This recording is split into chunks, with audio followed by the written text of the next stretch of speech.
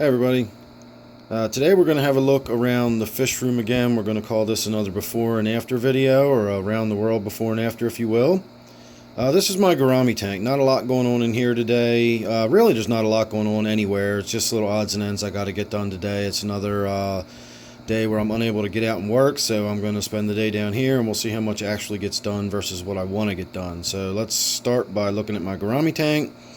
The only thing I'm really going to do to this tank today is I want to get in there and I want to do a little more work around the bottom. My striped Raphael is getting really big and fat, and I know he's difficult to see down there in the darkness, but he has a lot of trouble getting in and out of that cave.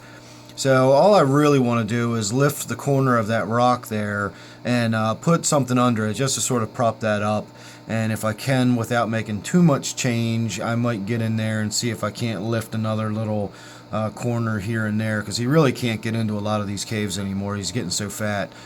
He actually can't even lie flat on the bottom anymore. He sort of rolls off to one side because his belly gets in the way. So that's all that's really going on in there. I'm probably going to get in there and pull some, if not all, of that water sprite out of there. I've got quite a lot of water sprite in another tank that we're going to get around to in a minute.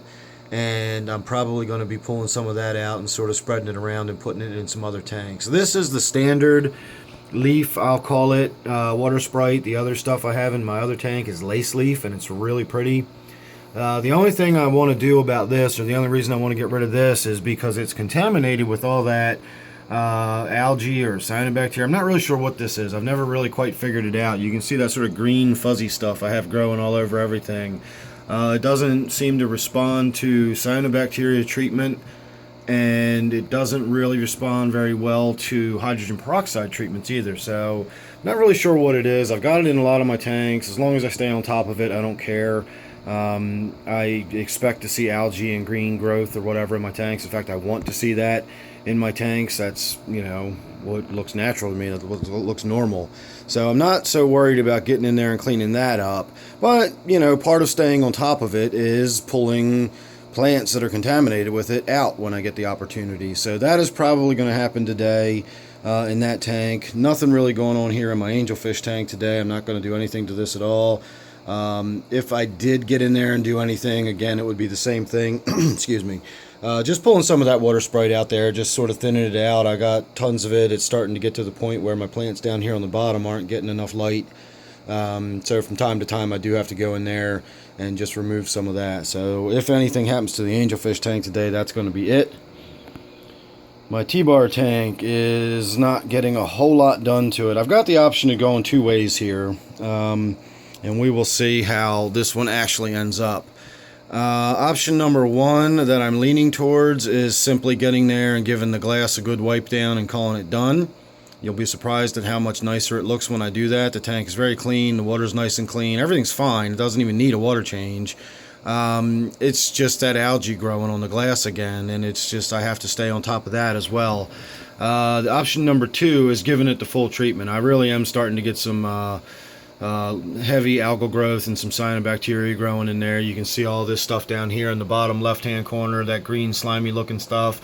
That's just cyanobacteria I've never quite been able to eradicate, and it just keeps coming back. So every now and again I have to do a treatment for cyanobacteria, and every now and again I do a hydrogen peroxide treatment that is basically just wipes all of it out, the algae and the cyanobacteria and everything. And again, it comes back, but it's just something I got to stay on top of. So I don't think I want to go through all of that today. I'm really not in the mood with dealing with hydrogen peroxide in my tank. You know, but I don't really have a problem sticking my arm in there and wiping the glass down with some soft cloth. So that's probably all that's going to get done to that. Again, you'll be surprised at the difference it makes. My open top 20 long. This tank is due for a water change. I could change the filter on it. It needs a gravel vac. I can wipe the glass down. In other words, basically just, you know, a full go-around maintenance on it today. This tank is another one that I always struggle with cyanobacteria. I can never really get on top of it in this tank.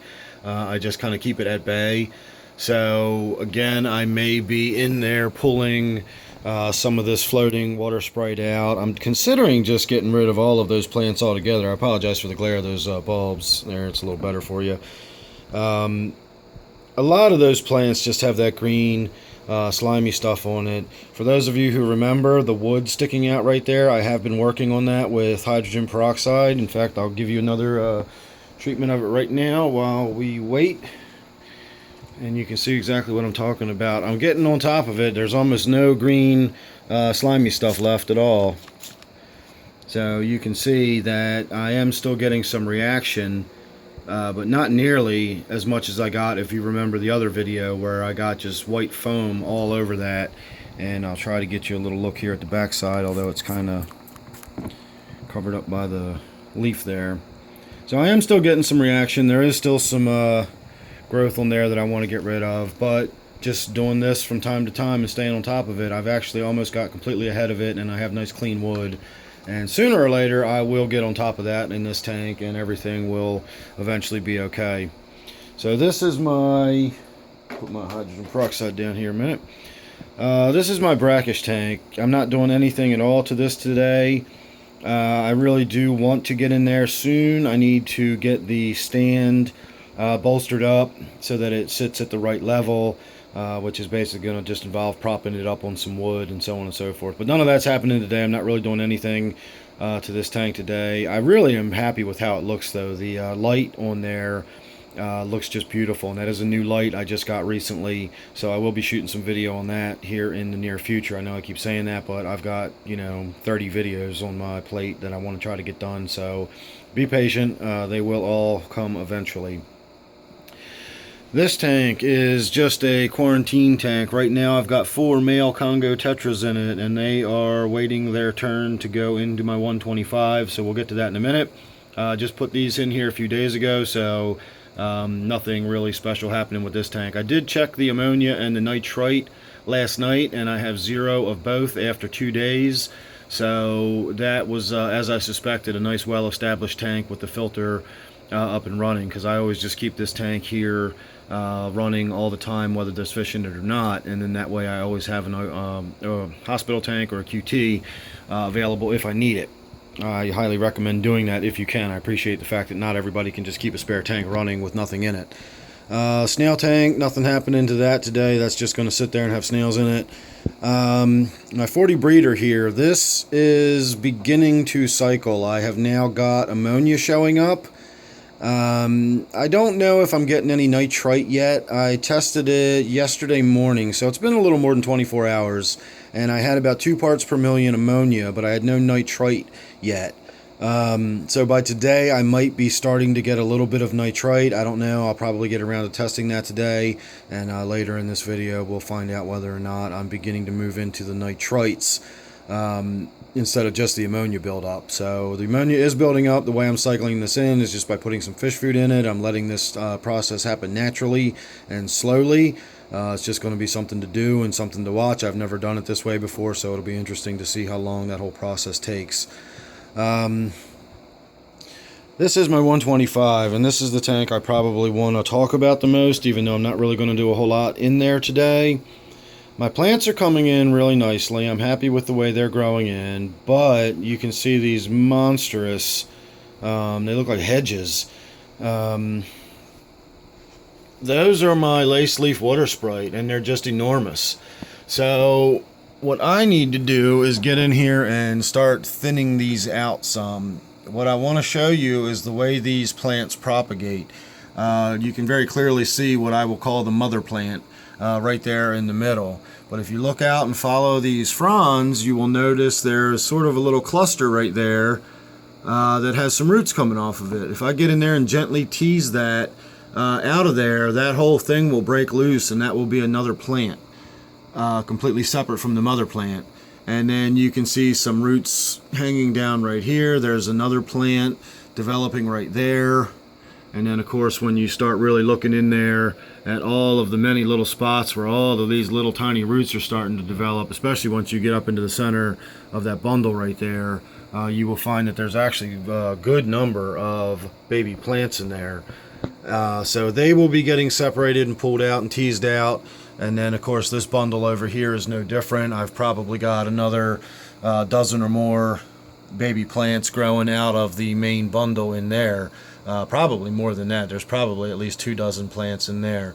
So once these get pulled apart and spread out, I'll be able to actually cover some more surface area with them, but it'll be thinner, so more light will get through. Instead of that fish being just shrouded in darkness and silhouette, you'll actually see some color on it, and you will see some dapple light shining through here with some shadows moving in the current and so on and so forth. So it'll look a lot better. As impressive as that might look, it'll actually look better once I get it thinned out a little bit, and we'll get some light shining through it. My lower level plants will get more light that they need, even though everything in this plant is a moderate to low level light need plant anyway.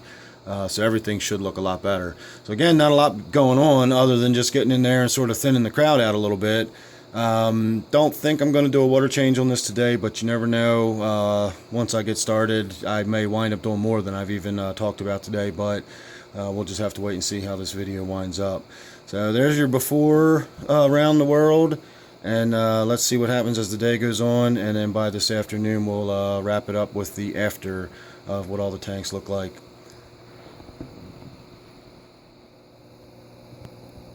Alright, so we'll start here with the 125. That's what it looks like now. I really didn't do much in here at all. I did just what I said I was going to do. I went in there and I cleared out a lot of that water Sprite, and I really separated it out and spread it around into some of my other tanks.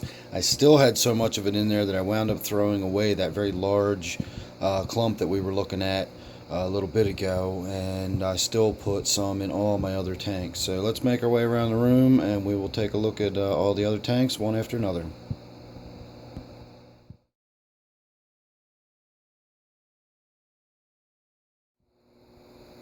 Alright, and here is my Brackish Tank.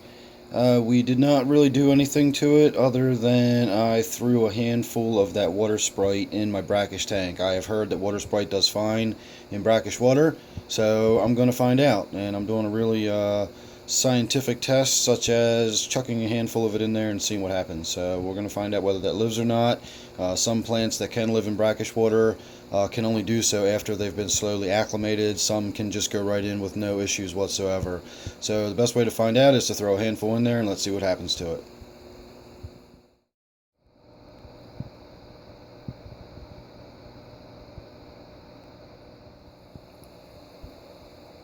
And here we are at my open top 20. As you can see, I did a nice big water change on it. Not a huge water change, maybe 25%.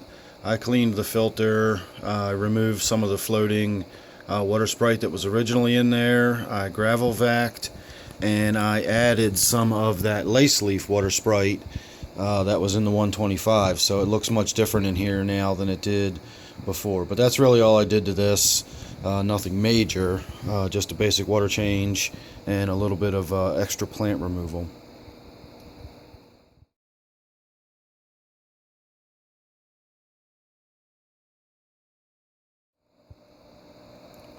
And my T-bar tank, I did actually just wipe the glass down and nothing more. The only thing I did additional was add some of that water Sprite into the T-bar tank. There was no other maintenance done, just a wipe down of the glass, and then I threw a handful of that water Sprite in there, and then we're going to move on.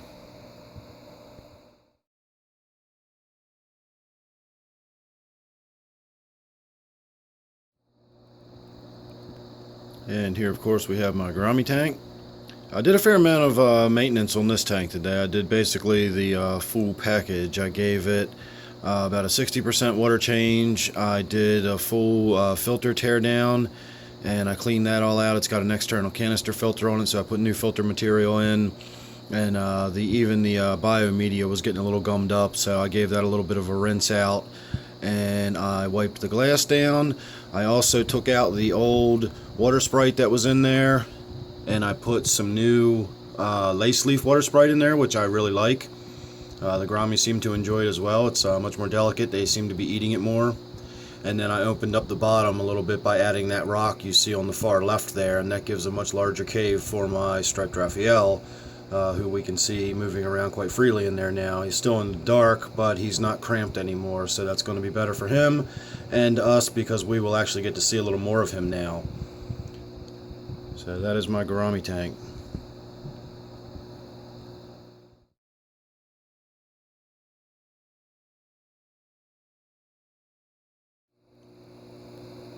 And last, and in this case least, all I did to this was top off the water with 1.5 gallons of RO water. I always recommend, if you can, if you have it, use RO water to top off with, because the dissolved solids that are in your tank stay in there as the water evaporates, and you're basically condensing them down. So by using RO water, you're not actually adding to and distilling down the water and gradually increasing your dissolved solids. So I have the ability to do that. If you don't, I understand it's not necessary, but just keep on top of your water changes a little more frequently, rather than continuing to top it off with tap water. The only other thing I did to this tank was I also threw some water Sprite into this tank. So now I've got this lace leaf in almost all my tanks, plus I have some of the original in my angelfish tank, so that spreads like crazy, and I should not have any shortage of that in the future either, so I can have both kinds that I like. So thanks for watching. Hope you enjoyed the little around the world. We're back where we started, so we're going to call this the end of the video. Thanks for watching. If you're not already subscribed, please do so, and you won't miss any updates or any of these around the world videos. So thanks for watching again, and I'll see you real soon.